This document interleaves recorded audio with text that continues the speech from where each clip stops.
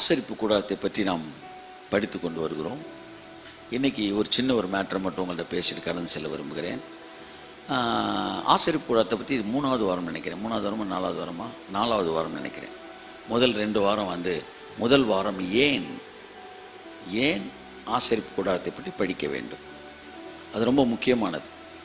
அறிவை வளர்த்துக்கிறதுக்கு, இல்லாட்டி எங்களுக்கு பைபிள் கொஞ்சம் தெரியும்னு காட்டுறதுக்கு, இல்லை எதையாச்சும் என்ன சொல்ல நம்முடைய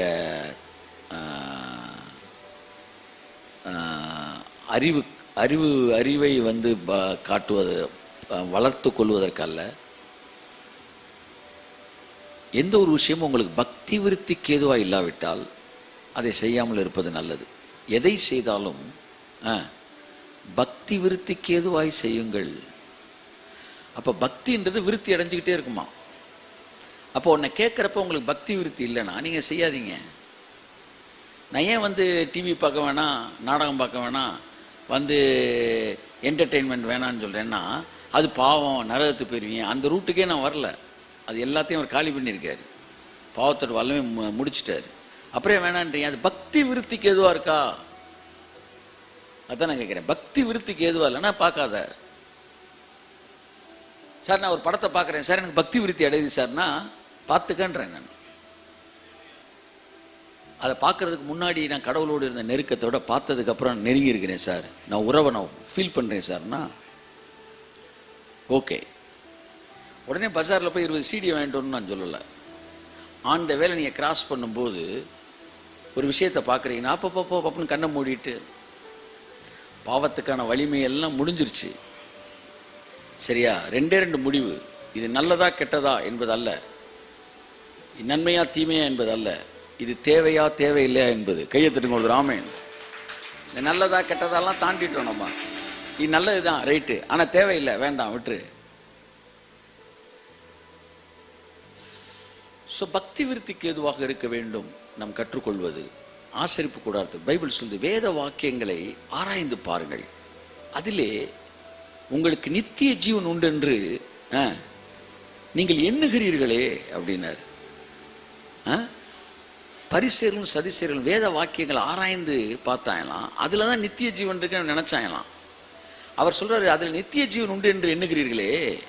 அது முக்கியமான வார்த்தை. அதுக்கு அப்புறம் தான் வருது, என்னை குறித்து சாட்சி கொடுப்பவைகள் அவைகளே என்றார். அப்போ ஹோல் பைபிள்ல நீ எந்த சப்ஜெக்ட் எடுத்தாலும் அது சிலுவையில் அறையப்பட்ட இயேசுவை பற்றி சாட்சி கொடுக்க வேண்டும். என்னை குறித்து அப்படின்ன உடனே நீங்க என்ன நினைச்சிடக்கூடாது, இயேசுவை பத்தி சொல்றது இல்லை. இயேசுவோட விஷயமே என்னன்னா சிலுவையில் அறையப்பட்ட இயேசு. அதைத்தான் பவுலும் பேதுருவும் சொல்கிறார், நாங்களோ சிலுவையில் அறையப்பட்ட இயேசுவை பிரசங்கிக்கிறோம். ஏனென்றால் அங்க விஷயமே சிலுவையில் தான் இருக்கு. உங்களுடைய பாவம் நிவர்த்தி செய்யப்பட்டிருக்கிறது. லேவியரகம்ல அழகான வார்த்தைகள் வருது. அதுல ஒண்ணு பிராயச்சித்தம். என்னது? பிராயச்சித்தம் சொல்லுவாங்கல்ல, அதுக்கெல்லாம் நீ பிராயச்சித்தம் பண்ணன்றான்னு. அந்த பிராயச்சித்தத்தை அவர் ரத்தனம் பண்ணிச்சான். பரிகாரம், பாவ மன்னிப்பு, எவ்வளவு வார்த்தைகள் பாருங்க. பரிகாரம் பண்ணணும் சார், அந்த பரிகாரம் எங்களுக்கு பண்ணிட்டாரு, அவரு பிராயச்சித்தம் பண்ணிட்டாரு. அதனால் நீங்கள் நான் இன்னைக்கு விடுவிக்கப்பட்டவர்களாக அமர்ந்திருக்கிறோம். கரங்களை தட்டி கர்த்தருக்கு நன்றி சொல்லுவோமா? ஆமென். ஸோ எதை பார்த்தாலும் அதில் இயேசு தெரிய வேண்டும். அதுதான் இப்போ பைபிள் ஃபுல்லாக இயேசு வர்றதுக்கு முன்னாடியே இயேசு தெரிகிறார். எங்கே தெரிகிறாரு? ஆதியாகமம் 1 அதிகாரம், 2 அதிகாரம். 1 அதிகாரத்தில் வார்த்தையாக அவர் இருக்கிறார். 3 அதிகாரத்தில் என் பாவம் செஞ்ச உடனே அங்கே அடிக்கப்பட்ட ஆடு ஏதேன் தோட்டத்திலே, மறைக்கப்பட்ட நிர்வாணம், தேவ நீதி அங்கே தொடங்குது. அடுத்து வானவில்லா வர்றாரு. அதுக்கு முன்னாடி காயினுடைய நெற்றியிலே போடப்படுகிற எது, அந்த குறியீடாக இயேசு வருகிறார். அதுக்கப்புறம் வானவில்லா வர்றாரு, பேழையா வர்றாரு, அப்படியே வந்துகிட்டே இருக்கிறார். பழைய ஏற்பாடு ஃபுல்லா இயேசு இருக்கிறார். கையத்தட்டு கையத்தட்டு கையத்தட்டு. அப்படியே வரும்போது ஆசரிப்பு கூடாரத்துல அவர் வர்றாரு. இயேசு வராருன்னா என்ன அர்த்தம்னா, இயேசு செஞ்சது அங்க தெரியுது. நான் சொல்றது புரியுதா உங்களுக்கு? இயேசு செஞ்சதை நீங்க புரிஞ்சுக்கிட்டீங்கன்னா நீங்க பிதாவோட ஈஸியா உறவு கொள்வீங்க. அதான் உங்களுக்கு கொடுக்கப்பட்ட கிரயத்தை மறுபடி மறுபடி மறுபடி பைபிள் உங்களுக்கு சொல்ல விரும்புது. அதனாலதான் நிர்வாணத்தை மறைக்கிறதுல தொடங்குது. சிலுவையில் அறையப்பட்ட இயேசு அங்கே நிர்வாணமா இருக்கிறோம் என்று சொல்லி அவன் பயந்த போது அங்கே ஒரு ஆட்டை அடிக்கிறார், அந்த ஆட்டு தோலை போத்துறார். அப்ப சிலுவையில் அறையப்பட்ட இயேசு என்னுடைய நிர்வாண மனநிலையை, குற்ற உணர்ச்சியை என்னை விட்டு நீக்குகிறார். The blood of Jesus Christ, it is not cleansing or sanctifying my sin only.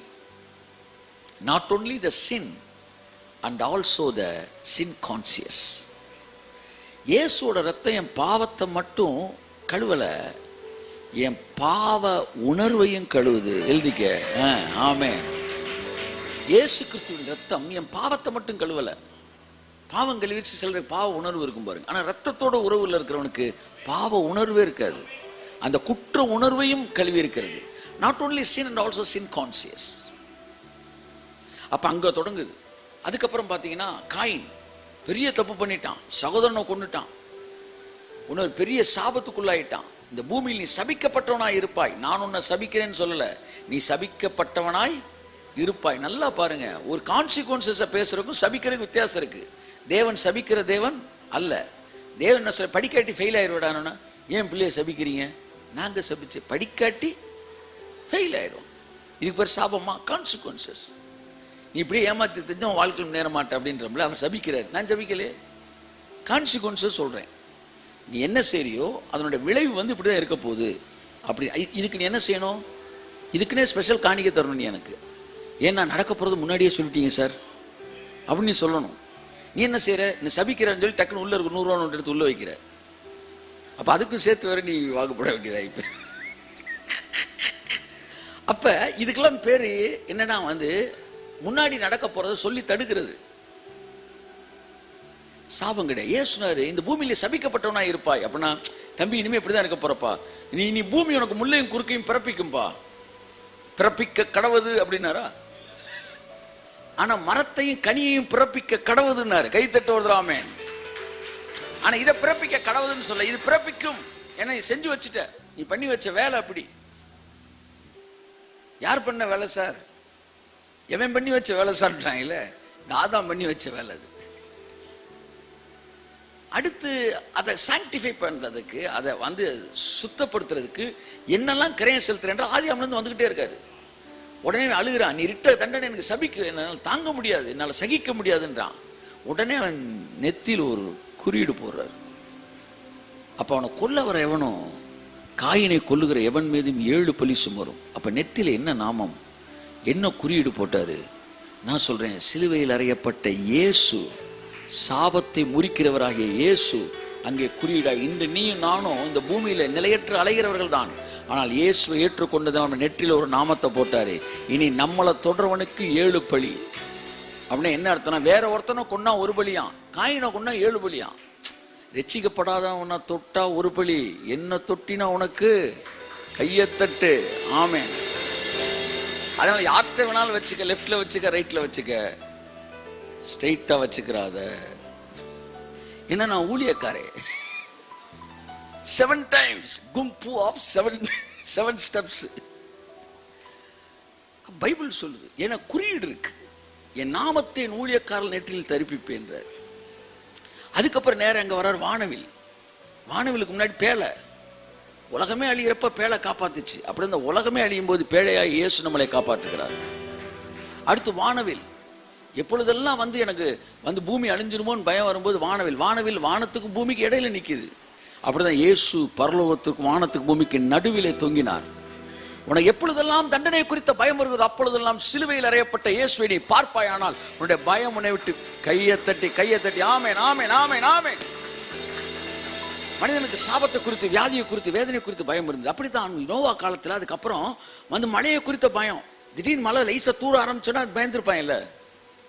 இந்த கொரோனா டைம்ல சாதாரண காய்ச்சல் வந்து பயந்தாங்கல்ல சார், அந்த மாதிரி அழிவை பார்த்தவனுக்கு சாதாரண பயம். அப்ப சொல்றாரு, இந்த மாதிரிலாம் மழை வரும்போது நீ பயப்படாத. அப்ப வானவில்ல பார்த்துட்டீங்கன்னா மழை நின்றுச்சு, ஒன்றும் ஆகாது அப்படின்னு உனக்கு தைரியத்தை கொடுக்குற நிற்கும். இனிமேல் மழை பெய்யாது, ஒன்று அழிக்காதுன்றத நான் உடன்படிக்கையாக பண்ணுறேன்னு சார். வானத்துக்கு பூமிக்கு நடுவில் நிப்பாட்டினார். அப்படித்தான் உன் வாழ்க்கையில் பயம் வரும்போது, தண்டனை குறித்த பயம் வரும்போது, சிலுவையில் அறையப்பட்ட இயேசுவை பார்க்கும்போது அவர் வானவில்லாய் தூங்கினார். அப்படியே இயேசு வரார், கம்ப்ளீட்டாக வந்துக்கிட்டு இருக்கார். எனக்கு ஒரு ஆசை, இந்த ஓல்டு டெஸ்டமெண்ட்டில் இருக்கிற இயேசு எங்கெல்லாம் இயேசுவை பற்றி சொல்ல சிலுவையில் அறையப்பட்ட இயேசு வராருன்ற எழுதணுன்றது. அதில் ஒன்று தான் ஆசரிப்பு கூடாரம். அவர் சொல்கிறார், என்னை குறித்து சாட்சி கொடுப்பவைகள் இவைகளே. ஸோ நீங்கள் இயேசுவை அறிய அறிய பிதாவோட உறவு கொள்வீங்க. ஆசரிப்பு கூடாரம் தான் பிதா உங்கள்கிட்ட பேசுகிற இடம். எதான் ஃபர்ஸ்ட் வீக் பார்த்தோம், லைட்டாக அதை ஒரு வரி சொல்கிறேன். நான் உங்களிடத்தில் வாசம் பண்ணும்படிக்கு ஒரு ஆசரிப்பு கூடாரத்தை என்ன செய்யுங்க, எனக்கு ஏற்படுத்துங்கன்னார். அப்போ இன்விசிபிள் காடுக்கு மனுஷனோட தொடர்பு கொள்றதுக்கு விசிபிளான ஒரு விஷயம் தேவைப்படுது. அந்த ஆசரிப்பு கூடாரம் தான் கர்த்தராகிய இயேசு கிறிஸ்து. ஏன்னா இன்விசிபிள் காட், தேவன் மாம்சமானார், விசிபிளாக வந்தார். அந்த விசிபிளுக்குள்ளே இருந்து உன்னோட தொடர்பு கொண்டார். கைத்தட்டுங்களோட அப்போ ஆசரிப்பு கூடாரத்தை அறியறீங்கன்னா பிதாவோட நீங்கள் நெருங்குறீங்க. இல்லை மேஜர் கொடுப்பா. ஸோ அது உறவு எல்லாம் சொல்லுங்கள். The more you know about tabernacle, the more you will increase in relationship and intimacy with God. So அதை ஒரு வாரம் பார்த்தோம். அடுத்த வாரம் வெளிப்பிரகாரத்தை பார்த்தோம். வெளிப்பிரகாரத்தில் எத்தனை ஸ்கொயர் ஃபீட்டு அதெல்லாம் பார்த்தோம். அதுக்கும் வெளிப்பிரகாரம் என்பது கடவுள்கிட்ட அதாவது மனிதன் தன்னோட முயற்சியில் செய்கிறது. பலிபீடத்துக்கு வர்றதுக்கு முன்னாடி எல்லாம் வெளிப்பிரகாரம் தான். எவனுமே உறவுக்குள்ளே வரல. 1500 ஸ்கொயர் ஃபீட்டு, 1500 வருஷம் நியாயப்பிரமாணத்தில் மனுஷன் முயற்சி எடுத்தான், ஒன்றும் முடியல. கடைசியில் எங்கே நிற்கிது, அந்த 60 தூணு முடிஞ்சு எங்கே நிற்கிது, பலிபீடத்தில் நிற்கிது. 60 மனிதன், புருஷனை பற்றி 60 பேர் மத்தேயுவில் வருது. இயேசுக்கிட்ட நிற்கிது, பலிபீடத்தில் நிற்கிது. இந்த 60 தூணை தாண்டி பலிபீடம் வந்த பிறகு தான் அப்படியே தொடங்குது. கல்வாரி திருப்பீடமே, கரை போக்கும் திரு ரத்தமே, கல்வாரி திருப்பீடமே, கரை போக்கும் திரு ரத்தமே, பரிசுத்த ஜீவ பலியாக ஒப்பு கொடுத்தோமையா. ஒரு தடவை, உயிருள்ள பரிசுத்த ஜீவ பலியாக ஒப்பு கொடுத்தோமையா. மகிமை மகிமை மாட்சிமை மாறாய நேசருக்கே. மகிமை மகிமை மாட்சிமை மாறாய நேசருக்கே. கல்வாரி திருப்பிடும். அடுத்து அதுக்கப்புறம் வெண்கல தொட்டி. ஸோ கல்வாரி திருப்பிடும், சிலுவையில் அறையப்பட்ட இயேசு. பீடம் இயேசு அல்ல, பலி இயேசு. பீடம் என்ன என்பதை நம்ம பார்ப்போம். அடுத்து முன்னாடி இருக்கிற வெண்கல தொட்டி ஞான ஸ்நானம். ஒரு ஜலத்தினாலும் ஆவினாலும் பிராவிட்டால் தேவனிடத்தில். அதை பற்றி அதெல்லாம் டீட்டெயில்டாக அப்புறம் பார்ப்போம். ஜஸ்ட் அப்படியே ஒரு கிளான்ஸ் அப்படியே போவோம். இப்போ இது ரெண்டுமே வெளிப்பிரகாரத்தில் இருக்குது. இந்த 2 மீட்டர் தான் உலகத்தில் இருக்க எல்லாருக்குமே தெரியும். அதுக்கப்புறம் உள்ளே போனவனுக்கு தான் தெரியும், இல்லையா? இந்த 2ஐயும் தாண்டினா தான் நீ உள்ளே போக முடியும். அதுதான் முதலாம் கூடாரம், 2ஆம் கூடாரம். முதலாம் கூடாரம் invisible presence of God, abiding presence of God. 2வது கூடாரம் மேனிஃபெஸ்டட் பிரசன்ஸ் ஆஃப் காட். கையை தட்டி கர்த்தருக்கு நன்றி சொல்லுவோம். ஷகரபலபதி ரமண மதி ரமண மதுரமண மதி ரமண மதியங்கு. அப்போ இந்த இன்விசிபிள் பிரசன்ஸ் ஆஃப் காட் அதாவது that means abiding presence of காடையும் மேனிஃபெஸ்டட் பிரசன்ஸ் ஆஃப் காடையும் இடையில ஒரே ஒரு திரை என்ன செய்து மறைக்குது. இந்த 2ஐயும் கனெக்ட் பண்ற இடத்துல ஒரு பீடம் இருக்கு. அந்த பீடத்துக்கு பேர் என்ன? தூபமாய் நறுமணமா துதிகளை செலுத்துகிறோம், என்னாலும் எப்போதும் எல்லா ஜபத்தோடும் ஆவியில் ஜெபிக்கின்றோம். இந்த இந்த தூப பீடம் இருக்கு பார்த்தீங்களா, it is not only pricing. நிறைய பேர் சொல்லுது அது வந்து பிரைசிங் மட்டும் இல்லை சார், ப்ரேயரை பற்றி சொல்லுது. எஸ், ப்ரேயரை பற்றி சொல்லுது, இன்டர்செஷனை பற்றி சொல்லுது. ஆனால் புதிய ஏற்பாட்டில் ப்ரேயர் நீங்கள் வந்தீங்கனாலே it is matter of praising. நீங்கள் ப்ரேயரையும் பிரைசிங்கையும் தனியாக பிரிக்கவே முடியாது. எனக்கு புரியல அதை எப்படி பிரிக்கிறேன். பொதுவாக வந்து பிரிக்கிற ஜனங்கள் பிரிப்பார்கள். துதியிலே வல்லமை இருக்க நோ நோ நோ நோ. நீங்கள் என்ன சாப்பிட்டீங்க? மதியம் சோறு சாப்பிட்டேன்னா சோறா சாப்பிட்டு வந்தீங்க? குழம்பு இல்லாமல் எப்படி சார் நீங்கள் சோறு சாப்பிட்ருப்பீங்க? குழம்பு இல்லைன்னா அதுக்கு பேர் சோறே கிடையாது. துதி இல்லைன்னா அதுக்கு பேர் ஜெபமே கிடையாது. கையை தட்டு, நல்லா தட்டு, நல்லா தட்டு. ஸோ ஜெபம்னாலே துதிதான், துதிதான். அது எப்படி நீங்க வந்து துதி இல்லாம, துதிதான் சார் ஜெபம், துதிதான் ஜெபம். தூபமாய் நறுமணமா துதிகளை செலுத்துகிறோ. இந்த தூப பீடத்தான் பார்க்குறோம். கல்வாரி திருப்பிடம் நம்ம இனிமேல் ஒரு ரிவர்ஸில் வருவோம். நம்ம இப்போ இங்கேருந்து போவோம். காற்றானது தனக்கு இஷ்டமான இடத்துல வீசுது. இந்த தூப பீடத்தை பற்றி ஒரு சின்ன மெஷர்மெண்ட்டு என்ன இருக்குது இதனுடைய. இது சித்தி மரத்தில் செய்யப்பட்டது. ஷார்ட்டாக சொல்லிட்டு போகிறேன், இந்த விளக்கங்கள் நம்ம புறம் பார்ப்போம். சித்தி மரத்தில் செய்யப்பட்டது. 1 முழம் நீளம், 1 முழம் நீளம், 1 முழம் அகலம். அப்படின்னா சதுரம், சதுரம். 2 முழம் உயரம். இதுதான் அது. 4 பக்கமும் கொம்புகள் இருக்க வேண்டும். அந்த படத்தை போட்டு விடுப்பா. 1 முழம் நீளம், 1 முழம் அகலம் தூபபீடம். சரியா? உயரம் வந்து 2 முழம். அதுல 4 மூலைகளிலும் என்ன இருக்கும்? கொம்பு இருக்கும். சரியா? இதை சுற்றி சைட்ல திறனைகளை உண்டு பண்ணுன்னு இது படத்துல இல்லை பாருங்க. திறனைகள்னா அப்படியே வந்து சைடில் அந்த டிசைன், இந்த க்ரௌனுக்கு இருக்கும் பார்த்தீங்களா, அப்படி அப்படி அப்படி அந்த மாதிரி சைடில் அப்படி இது அந்த அந்த உள்ளெல்லாம் அப்படி இருக்கும். இதனுடைய உள்ளும் புறமும் கோல்டு பிளேட்டில் தான் அடிச்சிருப்பாங்க. ஸோ அந்த கோல்டு பிளேட் இருக்கு. இந்த சைடில் 2 வளையம் இருக்கு. அந்த வளையத்துக்குள்ள தான் வந்து அந்த தண்டுகளை வச்சு அப்படியே தூக்குவாங்க. எதையுமே நேராக தூக்கக்கூடாது, இந்த தண்டுகளை வச்சு தான் தூக்கணும். தண்டு இல்லாட்டினாலே you will not have any connection with the precious things. ஆமென் சொல்லுங்க. ஆமாம், அதைத்தான் வந்து என்ன சொல்லுவாங்கன்னா வந்து it's about man of God. அது கடவுளையும், அதாவது தூப பீடத்தையும் மனுஷனுடைய சரீரத்தையும் இணைக்கிறது. அது நேராக போய் தொடக்கூடாது. இந்த இந்த இந்த இந்த கம்பை தான் தூக்கணும். இந்த கம்பு என்ன செய்யுது? ஒன்னையும் இணைக்குது, தேவனை இணைக்குது. அதாவது தூப பீடத்தை இணைக்குது. அதே மாதிரி தான் மேஜைக்கும் அப்படிதான். நீ மேஜையில் கம்பை வச்சு தான் தூக்கணும், தனியாக தூக்கக்கூடாது.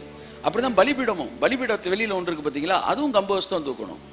இது வந்து it is talking about the anointed, the called man of God. இதுதான் எங்கே நம்ம பார்க்குறோம் அப்படின்னா, ஆசிரிப்பு வந்து மன்னிக்கவும் வந்து அந்த உடன்படிக்கை பெட்டியை தூக்கிட்டு வந்து யோசுவா காலத்தில் அந்த ஆசாரியர்கள் போகிறாங்க. அப்போ மக்களை சொல்கிறாங்க, நீங்கள் 300 முழம் பின்னாடி வாங்கடான்றாங்க. எப்படி? ஆமாம், எப்போவுமே ஒரு டிஸ்டன்ஸை மெயின்டைன் பண்ணு அப்படின்றாங்க. ப்ரீஸ்ட்டு தூக்கி தோல் ஏறி உட்காந்துடாது அப்படின்ற மாதிரி வந்து அங்கேருந்து ஒரு 300 ஃபீட் தள்ளி இவங்க வராங்க. அப்போ அவங்க அந்த சுமந்துட்டு போகிறாங்க பார்த்தீங்களா, அந்த சுமக்கிறவங்க பேர் தான் ஆசாரியர்கள். அப்போ அந்த சுமக்கிறதுக்கு பயன்படுகிறது தான் ஆசாரியத்துவம்.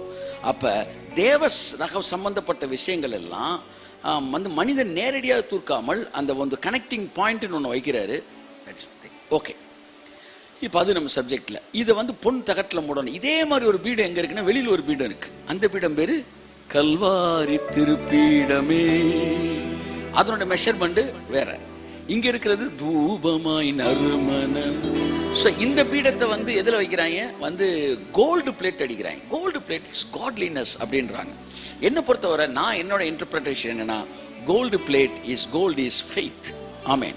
பைபிள் சொல்லுது. அதுக்கு என்ன ரெஃபரன்ஸ் சொல்றீங்கன்னா, அழிந்து போகிற பொன் அக்னியினால் சோதிக்கப்படும், அதை பார்க்கலும் விலையேறப்பட்ட உங்கள் விசுவாசம் அப்படின்னு பைபிள் வருது. ஸோ என்னை பொறுத்தவரை கோல்டுன்றது ஃபெய்த் ஆன் காட்ஸ் வேர்ட். அப்போ பரலோகத்தில் வந்து சார் வந்து வெறும் கோல்டு சார், அப்படி தரையெல்லாம் கோல்டு சார், கோல்டில் தான் சார் அங்கே நடக்கிறோம் அப்படின்னா, நான் சொல்கிறேன் பரலோக ராஜ்யத்திலையும் கோல்டில் தான் நீங்கள் நடக்கணும். கோல்டுனா என்ன? we are walking by faith. கை தட்டுங்க. ஆமென், ஆமென். விசுவாசத்தில் நடக்கிறோம். கரங்களை தட்டி கர்த்தரண்டி சொல்லுவோம். கோல்டில் நடக்கிறோம்னா விசுவாசத்தில் நடக்கிறோம். ஒருத்தன் விசுவாசத்தில் நடக்கிறான்னா பரலோகம் அவனை கோல்டுல நடக்கிறான்னு பாக்குது. ஒருத்தன் விசுவாசத்தான அவனை கோல்டா தேவன் பாக்குறாரு, அவனை பிரஷியஸா தேவன் பாக்குறாரு. சின்ன விஷயமோ பெரிய விஷயம், கர்த்தரை நம்பும் போது you are as precious as gold in the sight of God. தேவனுடைய பார்வையில் நீங்கள் விலையேறப்பட்டவர்கள். அப்ப இந்த தங்கம் என்ன செய்யும்னா எவ்வளவு சுட சுட என்ன ஆயிட்டே வரும், அது இன்னும் மிளிரும். அப்படிதான் ஃபெய்த் என்ன செய்யும், அதை பார்க்கல விலையேறப்பட்ட உங்கள் விசுவாசம் அது பிரச்சனைக்குள்ள போக போக இன்னும் ஸ்ட்ராங் ஆயிட்டே வரும் பாருங்க. ஹல்லேலூயா. அவர் என்னை சோதித்த பிறகு நான் பொன்னாக விளங்குவேன். அப்ப யோபுடைய விசுவாசத்தையும் அவனுடைய பொறுமையை நீங்கள் பார்த்திருக்கிறீர்களே. ஒரு மனிதன் விடாமல் ஒரு விஷயத்துக்கு பொறுமையை காத்திருக்கிறான் என்றால் அவன் விசுவாசமா இருக்கிறான் அர்த்தம். பொறுமை என்பது விசுவாசத்தின் இன்னொரு முகம். அப்ப ஒருத்தன் யோபுவின் பொறுமையை பற்றி கேள்விப்பட்டிருக்கீங்கன்னா அவன் என்ன சொல்றான், அவன் விசுவாசத்தோடு இருந்திருக்கிறான். என் மீட்பர் உயிரோடு இருக்கிறார். அவன்கிட்ட கேட்டான், என்னப்பா அவன் பிள்ளை எத்தனை பேர்? 10 பேர் செத்து போச்சு. அவன் கேட்கிறான், எல்லாம் கேட்கிறான், நீ ஆடு வச்சிருந்தியா? ஆடெல்லாம் செத்து போச்சு. ஆமா, ஆடு செத்து போச்சுட்டான். ஒட்டகம் செத்து போச்சாமே, ஒட்டகம் செத்து போச்சுட்டான். மாடு செத்து போச்சுட்டான். பிள்ளைய கூட செத்து போச்சு. அப்புறம் என்ன வாழ்றாய்? மீட்பர் உயிரோட இருக்கிறாரா? எல்லாம் செத்து போச்சு, ஆனா ஒருத்தர் உயிரோட இருக்கிறாரு. கைய தட்டே, என் மீட்பர் உயிரோடு இருக்கிறார். அவரை மாம்ச கண்களில் பார்ப்பேன்னா, விசிபிளா நான் பார்ப்பேன்னா, பயங்கரமான ஃபெய்த். செத்த பிறகு பார்ப்பேன், செத்த பிறகு பரலோகத்தில் உனக்கு வீடு வச்சிருக்காரு, செத்த பிறகு உனக்கு கால் சரியா போயிடும், செத்த பிறகு என்ன வாழ்க்கை அது? செத்த பிறகு அடுத்த வேலை சோறு எனக்கு கடவுள் தராவிட்டால் எனக்கு பரலோகம் தருவார் நம்பிக்கை எனக்கு இல்லை என்றான் ஒருத்தன். எனக்கு அடுத்த வேலை சோறு தராத கடவுள் எனக்கு சொர்க்கம் தருவார் எப்படி நான் நம்ப முடியும்ன்றான். அவன் கேட்கறதுல நியாயம் இருக்கு. 5 ரூபா கேட்கறேன், நான் தரமாட்டேன்றேன். நாளைக்கு 5 லட்சம் தானே நம்புவேன் நீ? 5 ரூபா தராது எப்படி 5 லட்சம் தருவேன்? அப்போ பூமியிலே உனக்கு எதையும் செய்யாத கடவுள் பரலோகத்தில் ஒன்றை உனக்கு செய்வார் என்று உனக்கு போதிப்பது மதம். ஏன்னா அதுக்கு நம்பிக்கை இல்லை, உன்னை வாங்கி தருவதற்கு நம்பிக்கை இல்லை. ஆனா விசுவாசம், ஆமா, தேவனுடைய மார்க்கம் சொல்லுகிறது, இந்த பூமியிலே உன்னுடைய தேவைகளை கர்த்தர் சந்திக்கிற தேவனாய் இருக்கிறார். கரங்களை தட்டி கர்த்தர் நன்றி சொல்லுவோம். ஆமென். அதனால மதத்துக்கு எதிராக கம்யூனிசம் இருக்கு, மார்க்சிசம் இருக்கு, பெரியாரிசம் இருக்கு, எல்லாம் இருக்கு. ஆனா கிறிஸ்தவத்துக்கு எதிராக முடியாது. ஏன்னா நாங்க செத்ததுக்கு அப்புறம் இருக்கிற வாழ்க்கையை பேசல, உசுரோட இருக்கிற வாழ்க்கையை பேசிக்கிட்டு இருக்கிறோம். எல்லாம் சொல்லுங்க, உசுரோட இருக்கிற வாழ்க்கையை பேசிக்கிட்டு இருக்கிறோம். நாங்கள் விசேஷமானவர்கள், கிறிஸ்தவர்கள் நாங்கள் விசேஷமானவர்கள். காரணம், நாங்கள் பரலோகத்தில் ஆளுகை செய்வோம் என்று பாடுகிற பழைய பாட்டு அல்ல, பூமியிலே ஆளுகை செய்வோம் என்கிற புதிய பாட்டை பாடுகிறவர்களாய் நாங்கள் இருக்கிறோம். கரங்களை தட்டி கர்த்தர் நன்றி சொல்லுவோம். ஆமென். அப்ப கோல்டு மீன்ஸ் ஃபெய்த். நீங்க பிரைசிங் வரும்போது விசுவாசத்தெல்லாம் பிரைஸ் பண்ணணும். 2 நாளைக்கு முன்னாடி சென்ஸ் ஆஃப் காட் மீட்டிங் எடுத்துக்கிட்டு இருக்கும்போது சண்டே மண்டே கர்த்தர் சொன்னார், 2 விதமான துதி இருக்கு ஜஸ்டின். ஒண்ணு, கண்ணுக்கு தெரியறதெல்லாம் பார்த்து துதிக்கிறது. ஆண்டவர் இந்த சர்ச்சை கொடுத்துருக்கீங்க ஸ்தோத்திரம், ஆயிரக்கணக்கான 100கணக்கான ஆத்துமாக்களை கொடுத்துருக்கீங்க ஸ்தோத்திரம், நல்ல நண்பர்களை கொடுத்துருக்கீங்க ஸ்தோத்திரம். பாருங்க, ஒவ்வொன்னா பார்த்து பார்த்து பார்த்து பார்த்து பார்த்து பார்த்து கண்ணுக்கு தெரியறதெல்லாம் பார்த்து ஸ்தோத்திரம் பண்றது. இது பி கிளாஸ் ஸ்தோத்திரம். அடுத்து கண்ணுக்கு தெரியாததை பார்த்து ஸ்தோத்திரம் பண்றது. கைத்தட்டு. கிறிஸ்துவுக்குள்ள என்ன நீதிமானா மாத்தி இருக்கிறீங்க ஸ்தோத்திரம். அவருடைய தழும்புகளால் நான் சுகமாய் இருக்கிறேன் ஸ்தோத்திரம். என்னுடைய பாதைகள் ராஜ பாதையா இருக்கிறதற்காய் ஸ்தோத்திரம். ஒளியில் உள்ள பரிசுத்தவான்கள் சுதந்திரத்தில் பங்கடைவதற்கு என்னை தகுதி உள்ளவன் ஆக்கி இருக்கிறதற்காய் ஸ்தோத்திரம். எனக்கு விரோதமாய் உருவாக்கப்படுகிற எந்த 1000 வாய்க்காது புகுவதற்காய் ஸ்தோத்திரம். நீடித்த நாட்கள் திருப்தி ஆக்குறதற்காய் ஸ்தோத்திரம். எனக்கான கதவுகளை திறக்கிறதற்காய் ஸ்தோத்திரம். வெண்கல கதவுகள் உடைந்து இருப்பு தாழ்பால் முறித்து அந்தகாரத்தில் இருக்கிற பொக்கிஷங்களும் ஒளிப்படங்களுக்கு புதைகள் எனக்கு தருகிறவராய் இருக்கிறதற்காய் ஸ்தோத்திரிக்கிறேன். கிறிஸ்துவை மரித்தோர் எழுப்பி அவரிடத்தில் நடப்பித்த தம்முடைய வல்லமையின் மகாமேன மகத்துவத்தின்படி விசுவாசிக்கிற எனக்குள் நடக்க போகிற கிருபையில் காட்சி ஸ்தோத்திரிக்கிறேன். சோ இதெல்லாம் எதுல பாக்குறீங்க? கண்ணுக்கு தெரியாததை பாக்குறீங்க. கண்ணுக்கு தெரியாத பாக்குறீங்க. கண்ணுக்கு தெரியாத பார்த்து நீ ஸ்தோத்திரம் பண்றீங்க பாருங்க. அதுதான் it's a praising out of faith. அதனாலதான் பலிபீடத்தை வெண்கலத்துல செஞ்ச வெண்கல தகட்டில் அடிச்சவங்க தூப பீடத்தை பொண்ணுல செய்றாங்க. வெண்கலம் என்றால் இட் இஸ் ஜட்ஜ்மெண்ட். வெண்கல சர்ப்பம் பாருங்க, வெண்கல சர்ப்பத்தை செஞ்சு வைக்கிறாங்களா? அப்ப பாம்பு கடிப்பட்டவன்லாம் அங்கங்க அப்படியே உடம்பு ஃபுல்லா விஷம் ஏறி செத்துக்கிட்டு இருக்கிறான். அப்ப மோசேட்ட சொல்றாரு, ஒரு வெண்கல சர்ப்பத்தை செய்டா, அந்த சர்ப்பத்தை நீ பார்க்கும்போது பார்க்கிறவன் விஷமெல்லாம் இறங்குண்டான்றார். உடனே ஒரு வெண்கல சர்ப்பத்தை செஞ்சு தூக்கி வைக்கிறாங்க. வச்ச உடனே அந்த பாம்புகிட்ட கொத்து, சர்ப்பத்துல கொத்துப்பட்டவன அதை பார்த்தோன்னா அப்படியே விஷம் ஏறின விஷம் இறங்குது இயேசு நாமத்துல, இறங்குது இயேசு நாமத்துல. கண்ணு மங்குனதெல்லாம் தெளிவா தெரிய ஆரம்பிக்குது, எல்லாம் கிளியர் ஆகுது. அப்ப அந்த வெண்கல சர்ப்பம் என் விஷத்தை நான் வந்து, அதாவது என் விஷம் ஃபுல்லா இறங்கி இறக்குனது காரணம் அங்க வந்து அந்த சர்ப்பத்தை நான் பார்த்தனால. அப்ப இந்த சர்ப்பம் யாரு? இங்கதான் நான் வரேன், எனக்கு பஞ்சாயத்து பண்ண ஆட்களையும் சேர்த்துட்டு வரேன் நான். இந்த சர்ப்பம் யாரு? பவுல் சொல்லல, சொல்லுங்க, பேதுரு சொல்லல, சாட்சாத்து இயேசுவே சொன்னாரு. சர்ப்பமானது வனாந்தரத்தில் உயர்த்தப்பட்டது போல மனுஷகுமாரனும் உயர்த்தப்பட வேண்டும் என்று சொன்னார். அப்ப இயேசு என்னவா மாறினாரு? சர்ப்பமா மாறினாரு. இயேசு பிசாசாக, பிசாசின் சாயலாக மாறினார். அவரை பார்க்கும் போது அவர் அந்த கேடு அடைந்திருந்தார். நாம் விரும்பத்தக்க ரூபம் அவருக்கு இல்லை. ஒரு 4 பேர் திடீர்னு வந்து எங்களுக்கு ஏசுனா ரொம்ப ஒண்ணு விட்ட தாய்மாமே, நீ எப்படி இயேசுவை பத்தி பேச போச்சு? ஏன்பா உங்களுக்கு எல்லாம் இயேசுவை பிடிக்குன்னு எங்களுக்கு பிடிக்காதா? உனக்கு இயேசு அழகா பார்த்தா பிடிக்குது, அவர் அன்பு உனக்கு தெரியுது. ஆனா அவர் இந்த அளவு அசிங்கமானதை பார்த்தப்பதான் அவரோட அன்பு இதை விட அதிகமா எங்களுக்கு தெரியுது, உலகத்துக்கு தெரியுது. ஒரு தாயார் ஒருவனை படிக்க வைப்பதற்காக பாருங்க வந்து அந்த அம்மா வந்து அந்த சின்ன வயசுல அந்த குழந்தை வந்து ஃபயர் ஆக்சிடென்ட், அந்த ஃபயர் வீடே எரிஞ்சிருக்கும் போது அந்த அம்மா வெளியே போயிட்டு வரும்போது, ஐயோ குழந்தை உள்ளேருந்து கத்துதான், எல்லாம் போகாத நீ செத்துருவ, தீ பிடிச்சுன்னு சொன்னப்ப எல்லாரையும் தள்ளி விட்டு அந்த தாய் பாசம் உள்ள போய் அந்த குழந்தைய காப்பாத்திருச்சு. காப்பாற்ற போகும்போது அந்த கைகள் கரியது, முகங்கள் வெந்து போனது. ஆனால் குழந்தைய அப்படியே துணியில பொத்தி கூட்டு வந்து அந்த குழந்தை வந்து வளர்ந்து படிச்சு ஐஏஎஸ் கலெக்டர் ஆச்சு. அப்ப கலெக்டரா இருக்கும்போது அவங்க அம்மாவை கூப்பிடுறான், கூப்பிட்டு சொல்றான், அவங்க முகமெல்லாம் வெந்து எல்லாம் என்ன ஒரு அருவருப்பான ஒரு ஆளை போய் கூட்டு வர்றாருன்னு சொன்னப்ப,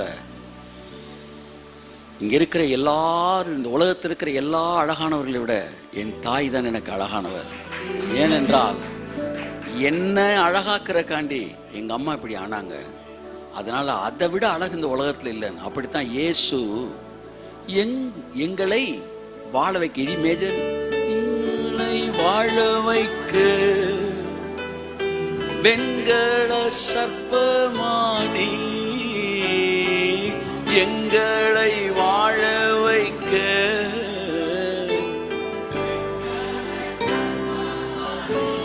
விடிய விடிய பாடுற, அப்புறம் இயேசு பாவமானாரு, பாவியானா எப்படி சொல்ல போச்சு? அதுதானே பைபிள் சொல்லுது. அப்புறம் கொஞ்ச நேரத்தில் ஃபாதரே மிரட்டி லிரிக்ஸை மாத்திட்டாங்க. இப்ப வேற வேற இருக்கு உள்ள, அவரே மாத்திருப்பாங்க. அவர் முதல்ல இவங்க மாத்திட்டாங்களான்னு தெரியல. ஆனா யாரு மாத்தணும்? பைபிளை மாத்த முடியாது. கையெழுத்துட்டு சிலுவையில் தொங்கினீர்ன்றாங்க. அதான் வெண்கல சர்ப்பமானார். அப்ப தேவன் அவரை நொறுக்க சித்தமானார். தேவன் நொறுக்கினார் இல்ல, அவர் நொறுக்கப்பட தேவன் அனுமதித்தார். அப்ப நமக்கு சமாதானத்தை உண்டு பண்ணும் ஆக்கினை, பனிஷ்மெண்ட், ஜட்ஜ்மெண்ட் அவர் மீது வந்தது. அப்ப சிலுவையில் அவர் சர்ப்பமானார், பனிஷ்மெண்ட் அவர் மேல வந்துச்சு. அது எதுக்கு ஈக்குவலா இருக்கு? வனாந்தரத்துல வெண்கல சர்ப்பம். அப்ப ஜட்ஜ்மெண்ட் அப்படின்னு வந்துச்சுனாலே அது என்ன மெட்டல் தான்? கையத்தட்டு ஒருத்தர் ஆமென். சோ அதனாலதான் இவங்க யாரு, நம்ம இந்த தாத்தான் அபி 4 பேர் இருக்காங்க பாருங்க. தேராகு ஒரு 3 பேர் வந்து நிறைய என்ன செய்யறாங்க, என்னாகும்ல பாத்தீங்கன்னா மோசேட்ட பஞ்சாயத்து பண்றான். இங்க பாரியா, கர்த்தர் சபையார் எல்லாரும் பரிசுத்தமானவர்கள். என்ன 12 நினைக்கிறேன். மோசேட்ட வந்து சொல்றாங்க, சபையார் எல்லாரும் பரிசுத்தமானவர்கள், கர்த்தர் சபையிலே வாசமாய் இருக்கிறார், நாங்க எல்லாருமே பரிசுத்தமானவங்க தானப்பா. அப்படி இருக்கும்போது நீங்கள் ஏன் உங்களை உயர்த்துகிறீர்கள் அப்படின்றான். யார? மோசேயையும் ஆரோனையும் எல்லாரும் கூப்பிட்டேடா, கர்த்தர் எல்லாரும் கூட தான் இருக்கிறாரு, நீ என்ன வந்து எப்ப பார்த்தா லீடர்ஷிப்ன்ற எதை தொட்டாலும் அப்படி இப்படின்ற ஒன்று ஒரு வேற ஒரு லெவல்லே வச்சு மெயின்டைன் பண்றியடான்னு கோவப்படுறாங்க. கோவப்பட்டுட்டு நாங்களும் தூப கலசத்தை கொண்டு வந்து தூபம் கொடுப்போம்ன்றாங்க. ஒரு 250 சபையிலே பிரபலமான 250 பேர். இவங்க பேர் என்ன? பிரபலமான. பிசாசு இந்த பிரபலமானவனா கை வைப்பான். ஆனா தேவன் பிரபலம் இல்லாதவர்களை கொண்டு ஊழியத்தை செய்றாரு. அப்ப பிரபலமான ஒரு 250 பின்னாடி நிக்கிறாங்க. அந்த தேராகு இந்த குரூப்போட என்னாகமம் 12 பாப்போமா? அதுல ஒரு ஜட்ஜ்மெண்ட் வருது. மெட்டலை பத்தி பேசுறேங்க. என்னாகும் 11. என்னாகும் ஃபுல்லா ஜட்ஜ்மெண்ட் தான். என்னாகும்னா இவங்க பண்ண கலேபரம், அதாவது ரிபல்லியஸ் ஸ்பிரிட். ஒரு இடத்துல மோசைக்கு விரோதமா, ஒரு இடத்துல ஆரோனுக்கு விரோதமா, ஒரு இடத்துல அந்த அவ யாரு எத்தியோப்பியா ஸ்திரீ கல்யாணம் கட்டினான்ல, அந்த பொண்ணை வச்சு பஞ்சாயத்தை கூட்டுறாங்க. எல்லாம் சொல்லுங்க, பொண்ணை வச்சு பஞ்சாயத்தை கூட்டுறாங்க. அப்புறமேட்டு லீடர்ஷிப் வச்சு பஞ்சாயத்தை கூட்டுறாங்க. இப்படி எதை வச்சு பஞ்சாயத்தை கூட்டினாலும் உனக்கு வாங்கு இருக்குட்டாரு.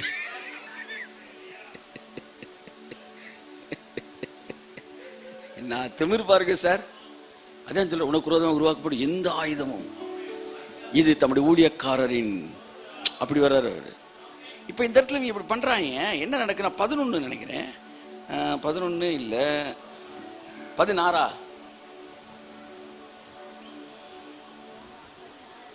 16. இந்த 16ல 24 வசனம் பாருங்க. கோராகு, தாத்தான், அபிராம், இவங்க 3 பேர். இவங்க என்ன சொல்றாங்கன்னா,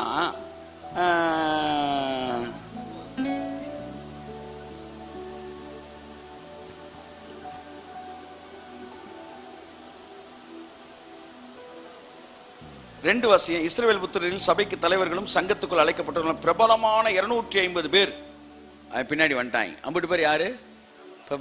பிரபலமான பெரிய லெவலில் ஆஃபரிங் கொடுக்குறவங்களா இருந்திருப்பாங்க. என்னன்னு தெரியல, ஐஸ்வர்யவான்களா இல்லை பெரிய லெவலில் ஆலோசனை கூட்டத்தில் இருந்தவங்களா யாரோ 250 பேரை திரட்டிட்டாங்க. ஆனால் மோஸ்ட்லி ஒன் மேன், எல்லாம் சொல்லுங்க, one man with God is majority. கையெழுத்து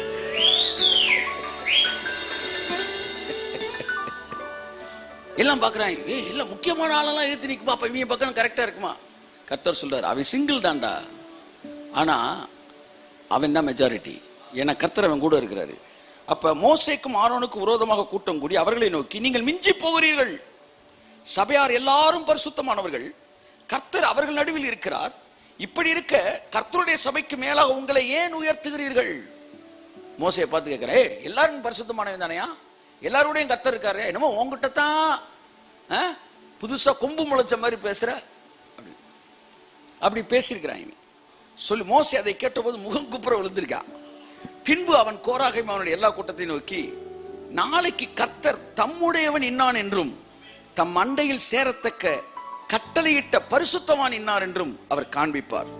அப்பொழுது எவனை தெரிந்து கொள்வாரோ அவனை தம்மிடத்தில் சேர கட்டளையிடுவார். ஒன்று செய்யுங்கள், கோராகின் கூட்டத்தாரே, நீங்கள் எல்லோரும் தூப கலசங்களை எடுத்துக்கொண்டு நாளைக்கு அவைகளின் அக்கினி போட்டு கர்த்தருடைய சந்நிதியில் தூப வர்க்கம் இடுங்கள். அப்பொழுது கர்த்தர் எவனை தெரிந்து கொள்வாரோ அவன் பரிசுத்தவானாய் இருப்பான். லேவியின் புத்திரராகிய நீங்களே மிஞ்சி போகிறீர்கள் என்றான். நான் ரொம்ப நாள் நினைச்சேன் வேற கோத்திரம் போல, அதனாலதான் லேவி கோத்திரம், இவனும் லேவி, அடுத்து யாரு மோசே, இவன் ஆரோனும் லேவி, இவன் ஜாதியா தூக்குறான்டா அப்படின்ட்டு கோவப்பட்டு வராங்க போலன்னு பார்த்தா இவன் ஒரே ஜாதிக்காரன். எப்பவுமே உங்களுக்கு பிரச்சனை பண்ற யாரு? ஒரே கோத்திரத்தை தான் உங்களுக்கு பிரச்சனை உண்டா? கர்த்தருடைய வாசஸ்தலத்தையும் பணிவிடை செய்வோம் அப்படியே பேசிக்கிட்டே வராப்புல. அப்பதான் அடுத்த நாள் இவங்க எல்லாம் கொண்டு வராங்க, அக்கினியை கொண்டு வராங்க. கொண்டு வந்தா என்ன நடந்துச்சு?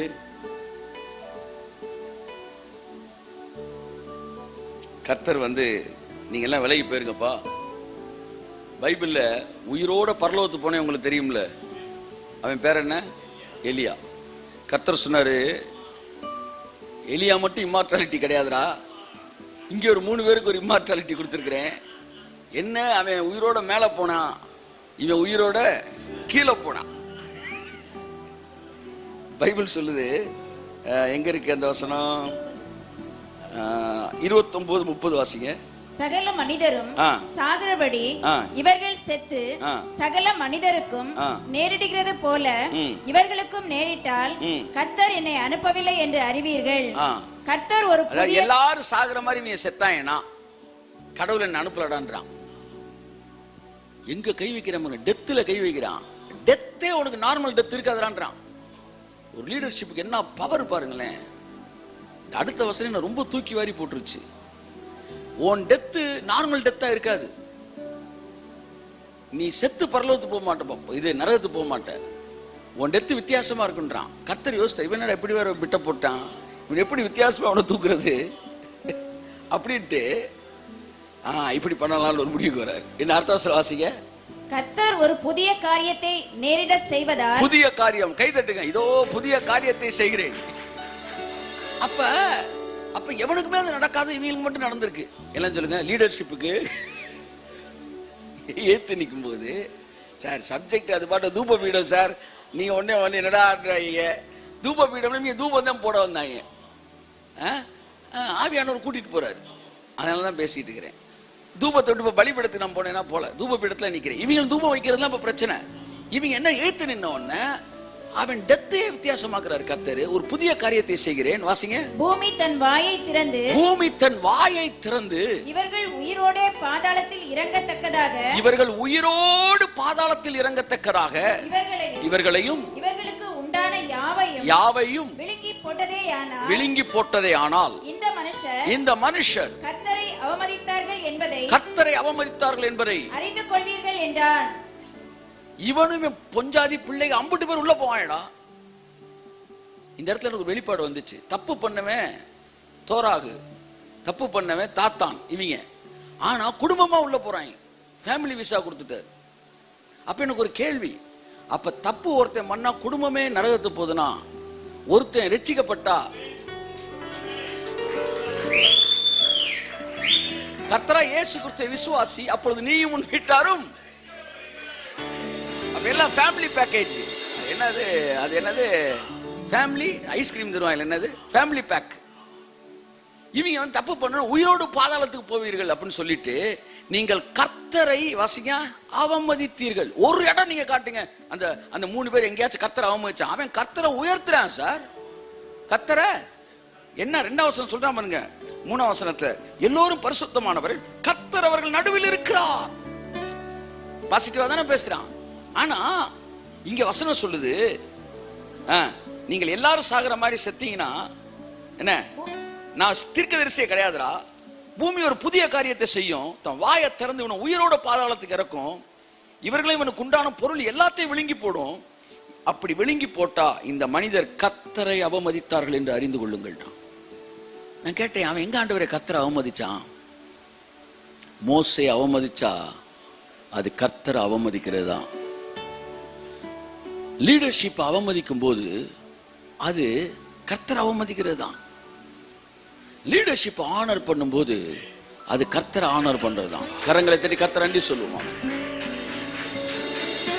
மோசே சொல்றான், இவங்க எல்லாரும் மாதிரி செத்தா அவங்க கர்த்தர். அப்ப எனக்கு என்னன்னா, அந்த தூப கலசத்தை எடுத்து வராங்க. காலையில 250 பேர் எடுத்துட்டு வராங்க. தயவு செய்து சொல்லுங்க, முத தூபம் காட்ட போறாங்க. அதுல 250 பேர்ல ஒருத்தர் கூட ஜெபிக்காம வந்திருப்பான் நீங்க நினைக்கிறீங்க? காலையில சாமியை கும்பிட்டு தான் இருந்திருப்பான். வீட்டுல வந்து யாருக்கு தெரியும், பொண்டாட்டி சிலுவை போட்டு கூட அனுப்பிச்சிருக்கும். பத்திரமா போய் தூபத்தை போட்டுவாங்க. அம்புட்டுமே மினிஸ்டோரியல் திங்ஸ். எவனு சினிமா பார்த்துட்டு சீடி எடுத்துட்டு போல, அம்புட்டு தூப கலசம். பிரச்சனை பிசாசு எங்க தான் வைக்கிறான்? மினிஸ்டோரியல் விஷயத்துல வைக்கிறான். சிலர் பாருங்களேன், சம்பாத்தியம் அதிகமா இருக்கணும்னு ஊழியத்தை ஆரம்பிப்பாங்க. இது எப்படி கேள்விப்பட்டிருக்கீங்களா? அப்படி சிலர் இருப்பாங்க. நிறைய டைத் இருக்கு, டைத்தை போய் ஊழியத்தை கொடுக்கறதா? ஏன் நம்மளே ஊழியம் பண்ணா என்ன? நம்ம ஒரு 50,000 60,000 1 லட்ச ரூபா டைத் இருக்கு. 1 லட்ச ரூபா டைத் எதுக்கு இவன்ட்ட கொடுக்கறது? அதுக்கு நம்மளே ஒரு ட்ராக்ஸ் அடிச்சு ஏதாவது செய்யலாம்னு ஸ்டார்ட் பண்றான். அப்ப அவன் என்ன நினைக்கிறார், கர்த்தர் நல்ல வேலைப்பா உன்ட்ட காசு இருந்துச்சு, நானே காசு இல்லாம திணறிட்டு இருந்தேன், இந்த பயில்கள்லாம் காசு இல்லாதனாலதான் ஏதோ நான் ஊழியத்தை ஆரம்பிச்சு, இப்படி காசு வச்சிருக்கல, அப்ப இவன் வேணா நீ பண்ணிடுறா அப்படின்னு கர்த்தர் சொல்ற மாதிரி அவர் நினைச்சுக்கிறான். ஏண்டா காசுக்கு வழி இல்லாமடா கர்த்தர் இருக்காரு. உன் வேலை எதுவோ, உன் வேலை எதுவோ அதை மட்டும் செய்.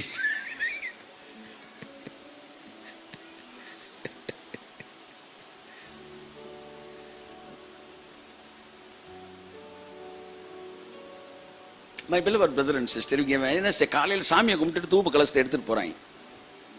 தூப கலசத்தை எடுத்துட்டு போறாங்க. சாமியை கும்பிட்டு தானே போயிருப்பாங்க. ஏன்னா கடவுள் காரியம்ல. அம்புட்டு பேரும் போட்டு தாக்கிட்டாரு. 250 பேர்ல ஒருத்தன் இல்ல. அடுத்த வசனம் வாசிங்க. அவனும் பூமி அவர் இந்த வார்த்தைகளை எல்லாம் சொல்லி முடித்த உடனே அவர்கள் நின்றிருந்த நிலம் பிளந்தது. பூமி தன் வாயை திறந்து அவர்களையும் அவர்கள் வீடுகளையும் கோராகுக்குரிய எல்லா மனிதரையும் அவர்களுக்கு உண்டான சகல பொருட்களையும் விழுங்கி போட்டது. பாத்தீங்களா? அவர்களையும் அவர்கள் வீடுகளையும் எல்லா மனிதரையும் விழுங்கி போட்டது. அப்போ ஒருத்தர் செஞ்ச தப்பு 50 பேரும் காலி பண்ணியிருக்கு. அப்ப மக்கள் எல்லாம் நம்மளையும் காலி பண்ணிருந்தான்னு ஓடுறாங்க. ஸோ இப்போ என்ன செய்யறான் வந்து இந்த மோசே எல்லாம் காலி ஆயிட்டாங்க. அப்ப 38 பின்பு கர்த்தர் மோசையை நோக்கி 37 வாசிங்க. அக்கினிக்கு போடப்பட்ட தூப கலசங்களை எடுத்து அவைகளில் இருக்கிற அக்கினியை அப்பாலே கொட்டி போடும்படி ஆசாரியனாகிய ஆரோனின் குமாரன் எலெயாசாருக்கு சொல். அந்த தூப கலசங்கள் பரிசுத்தமாயின. தங்கள் ஆத்துமக்களுக்கே கேடுண்டாக்கின அந்த பாவிகளின் தூப கலசங்களை பலிபீடத்தை மூடத்தக்க தட்டையான தகடுகளாய் அடிக்க கடவர்கள். பாத்தீங்களா?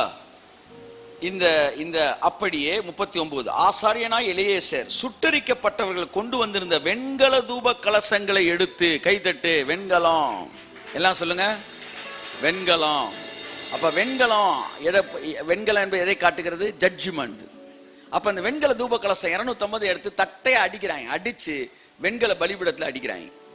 ஸோ எங்கெல்லாம் வெண்கலம் வருதோ அங்கெல்லாம் ஒரு ஜட்ஜ்மெண்ட். ஸோ வெண்கலம்ன்ற ஒரு மெட்டல் வந்து ஜட்ஜ்மெண்ட்டை காட்டுது. இயேசு வெண்கல சர்ப்பமானார், எனக்காண்டி ஜட்ஜ்மெண்ட்டை வாங்கிட்டாரு. அதனால எனக்கு ஜட்ஜ்மெண்ட். கையை தட்டி ஒருத்தர் கர்த்தரண்டி சொல்லுவாமே. சரி, இவங்க என்ன சொன்னாங்க? நாங்க எல்லாருமே பரிசுத்தமானவர்கள், நீ என்ன உங்களை உயர்த்துற? அப்ப லீடரை பார்த்து கேட்ட உடனே அடுத்து கர்த்தர் சொல்றாரு, நீ வந்து அந்த பாவிகள் அப்படின்றார். அவன் பரிசுத்தம்ன்றான், இவர் பாவின்றார். ஏன்னா அவங்களுடைய தூப கலசத்துல எடுத்து அடிச்சு பலிபீடத்துல பலிபீடத்துக்கு வர்றவனுக்கு என்னப்பா இது இங்கனக்குள்ள எக்ஸ்ட்ரா 2 தகடு அடிச்சிருக்கு. அந்த ஒருத்தன் இடையில வந்து தகடுன்னா அதனால அடிச்சிட்டு. ஸோ வெளியில இருக்கிற தூப பலிபீடம் வந்து வெண்கலம். அதை பத்தி இன்னொரு நாள் பார்ப்போம். உள்ள இருக்கிறது என்னது? பொன். ஆமென் சொல்லுவோம். So where there is faith there is worship. Where there is faith there is prayer. So பிரேயரும் சரி வர்ஷிப்பும் சரி அது கோல்டுல இருந்து வருது. பலி செலுத்துவது வெண்கலத்துல வருது. ஓகே, இப்போ என்ன ஆச்சுன்னா, இப்போ அடுத்த வாரம் நம்ம பேசுவோம். இதுல இருந்து வர இன்டர்செஷன் அப்படின்னா என்ன, பிரைசிங்னா என்ன. டெய்லி நடக்கிறது பிரைசிங்கு, இயர்லி ஒன்று நடக்கிறது இன்டர்செஷனு. அந்த ஆசாரியன் வந்து வருஷத்துக்கு ஒரு தடவை இந்த தூபத்தை வேற மாதிரி போடுறான், டெய்லி போடும்போது வேற மாதிரி போடுறான். ஓகே, அப்ப இந்த காலையில சாயந்தரம் 2 நேரம் தூபத்தை போடுறான். அப்ப காலையிலையும் துதிப்பேன், காலையிலும் மைண்டா மேஜரா, மாலையிலும் துதிப்பேன், மதியத்திலும் துதிப்பேன், இரவினிலும் துதிப்பேன். அப்படின்னா காலையில சாயந்தரம் பண்ணா போதுமா சார் அப்படின்னு அதுக்கு அர்த்தம் கிடையாது. அதாவது இரவும் பகலும் கர்த்தருடைய வார்த்தையை தியானம் பண்ணு அப்படின்னா இரவும் பகலும் மட்டும் கிடையாது. தட் மீன்ஸ் என்ன? எப்பவுமே எப்ப பார்த்தாலும் ராவும் பகலும் இதே அப்படின்னா 24 hours அர்த்தம். அப்படித்தான் காலையிலயும் சரி சாயந்தரம் சரி துதிக்கணும். என்ன அர்த்தம்னா துதிச்சுக்கிட்டே இரு. நீ துதிக்கும் போது அந்த துதி எங்க போதான்? கிருபாசனத்துக்கு போதான். கை தட்டும் போது ஆமென் ஹல்லேலூயா. காலையிலும் துதிப்பேன், மாலையிலும் துதிப்பேன், மதியத்திலும் துதிப்பேன், இரவினில் மதியத்திலும் துதிப்பேன், இரவினிலும் துதிப்பேன். கையை தட்டி கர்த்தரே சொல்லுவோம். So it is 24 hours praising. இங்கதான் 4 கொம்பு இருக்கு. இந்த 4 கொம்பு சதுரம், 4 முனை அப்படின்னு இருக்கு. 4 அப்படின்னாலே எர்த் கனெக்டட். சொல்லுங்க, 4 அந்த நம்பருக்கு அர்த்தம் என்ன? பூமி. அதாவது 4 திசை, 4 காலங்கள். என்னென்ன காலம் சொல்றான்? ராகு காலம் அந்த காலம் இல்லை, வந்து வின்டரு சம்மரு சொல்றான் இல்ல, 4 காலம். அப்ப பூமி சம்பந்தப்பட்ட எல்லாம் 4 நாளா வச்சிருப்பார் தேவன். அப்ப இதுக்கு 4 முனை, இந்த 4 முனையில 4 கொம்பு அப்படின்னா பூமியில 4 திசையிலையும் நீ ஆளுகை செய்கிறவனாய் இருப்பாய். கரங்களை தட்டி கர்த்தர் கண்டி சொல்லுவோம். துதி எங்க முளைக்குதோ அங்கதான் கொம்பு முளைக்குது. துதியும் கொம்பும் ஒரே இடத்துல. நீங்க மட்டும் துதிச்சுக்கிட்டே இருக்கிற ஆளா இருந்தா உங்களுடைய கொம்பு முளைச்சிருக்கும், உங்க அதிகாரம் முளைச்சிருக்கும். கையை தட்டி கர்த்தருக்கு நன்றி சொல்லுவோம். ஆமே நாமே நாமே நாமே நாமே. ஓ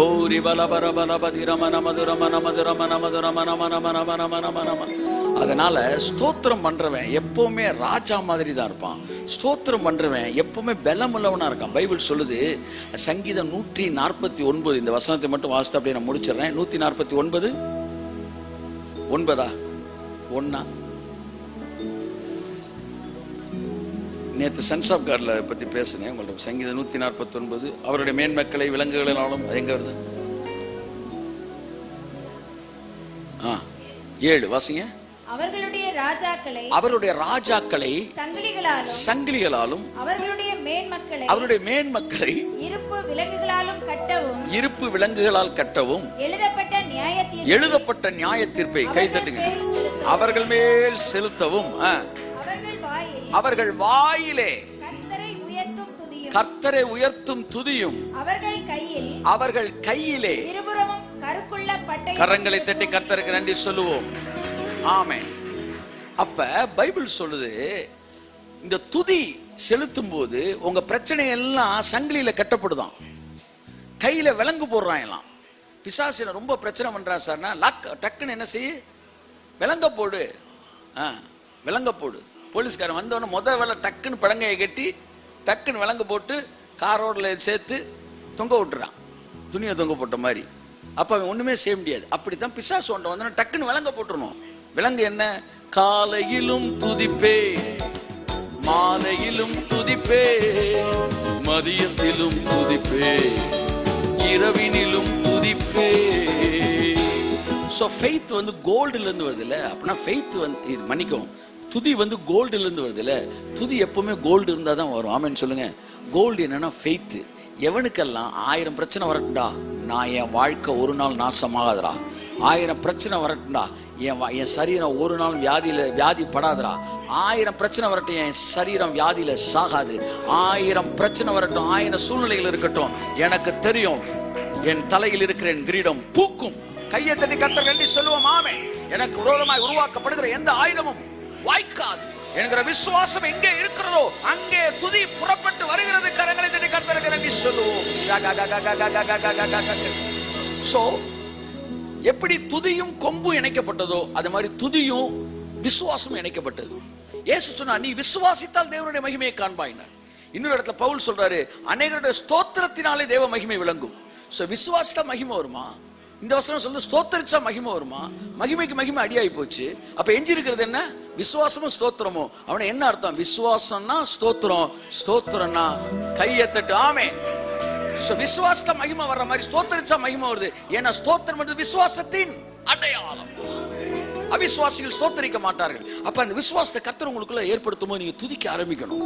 துதிக்க துதிக்க துதிக்க துதிக்க உங்க கொம்புகள் இந்த பூமியின் 4 பக்கங்களிலும் நீங்கள் ஆளுகை செய்ய ஆரம்பிப்பீர்கள். கரங்களை தட்டி கர்த்தருக்கு நன்றி சொல்லுவோம்.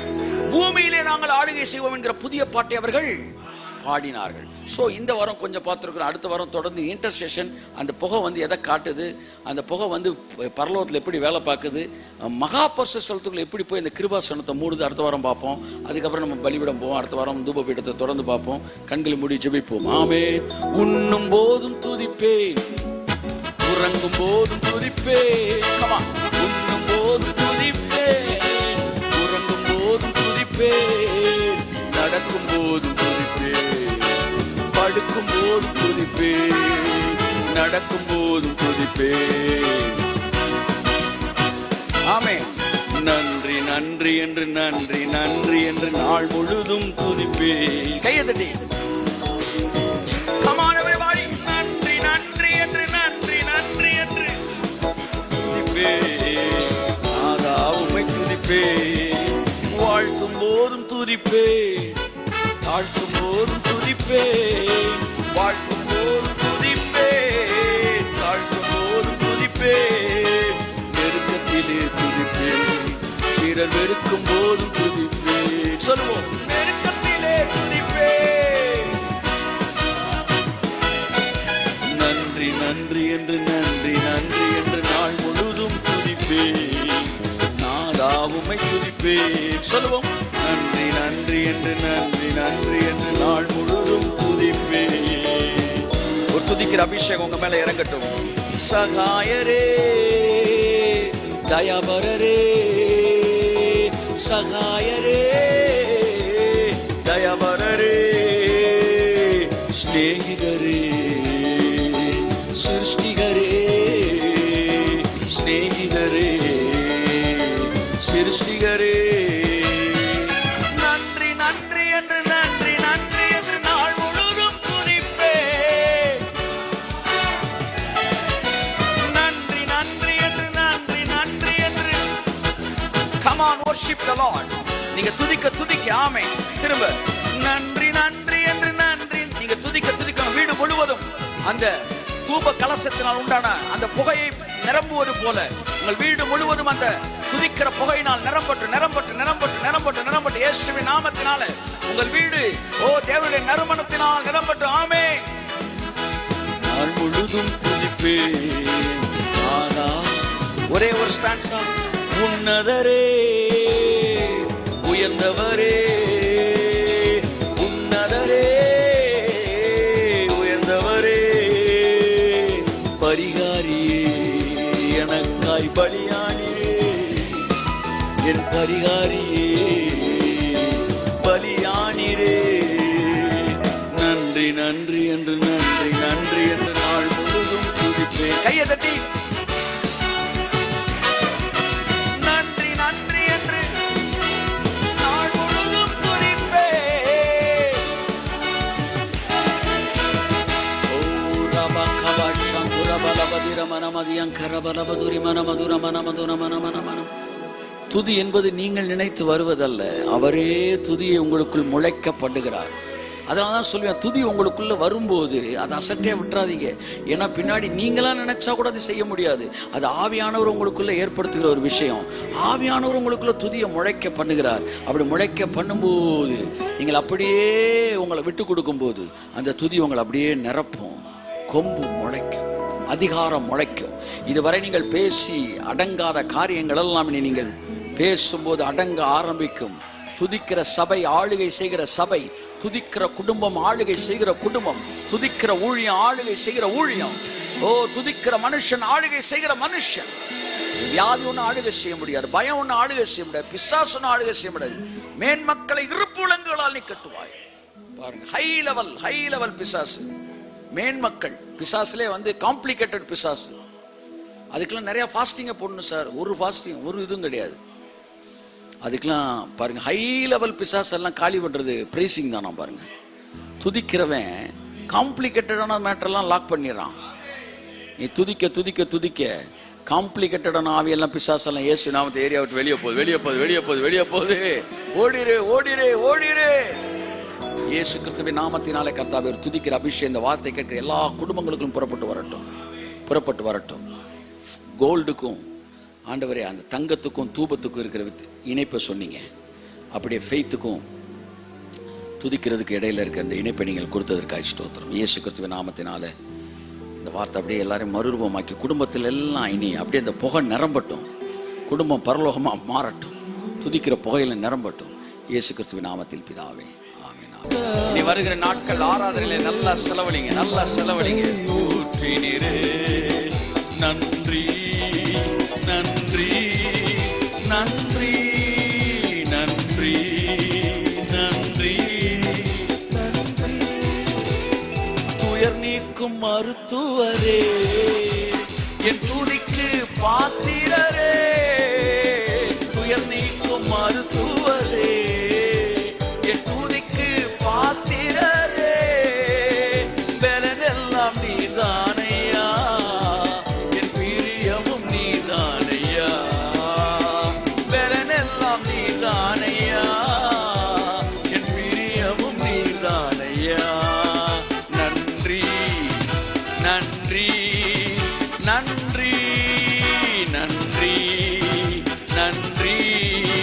நன்றி. துயர் நீக்கும் மருத்துவரே, என் துதிக்கு பாத்திரரே. துயர் நீக்கும் துதிங்க துதிங்க, உங்க வியாதி எல்லாம் மறையும். பாத்திரரே, பலனெல்லாம் நீதானையா, என் பிரியமும் நீதானையா. பலனெல்லாம் நீதானையா, என் பிரியமும் நீதானையா. நன்றி. worship the Lord. சபையை ஆராதி, தேவனுடைய பிள்ளையே. ஆமென்.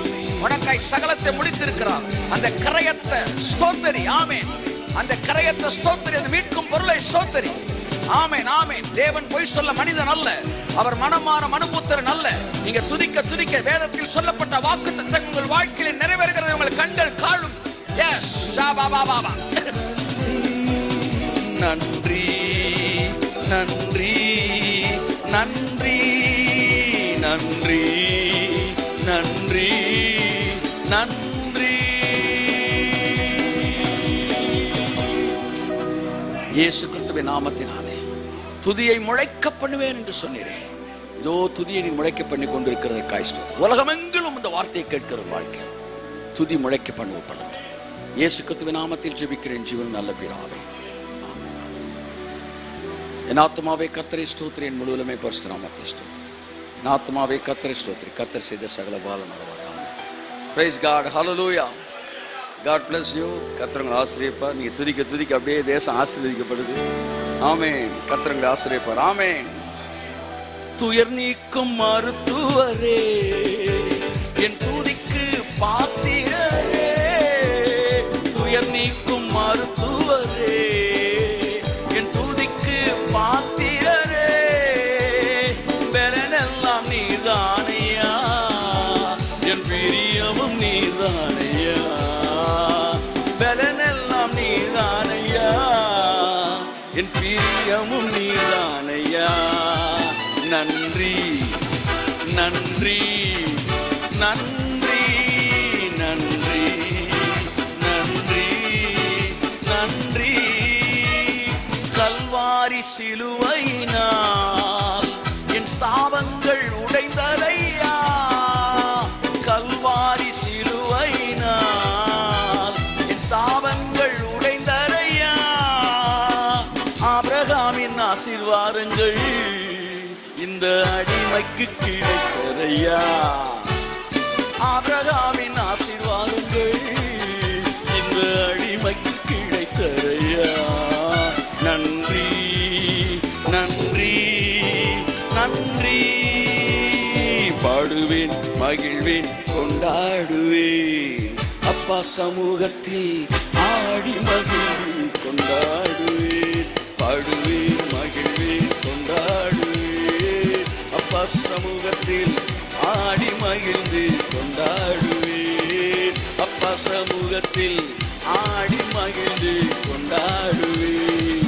அப்பா சமூகத்தில் ஆடி மகிழ்ந்து கொண்டாடுவேன். அப்பா சமூகத்தில் ஆடி மகிழ்ந்து கொண்டாடுவேன். God bless you.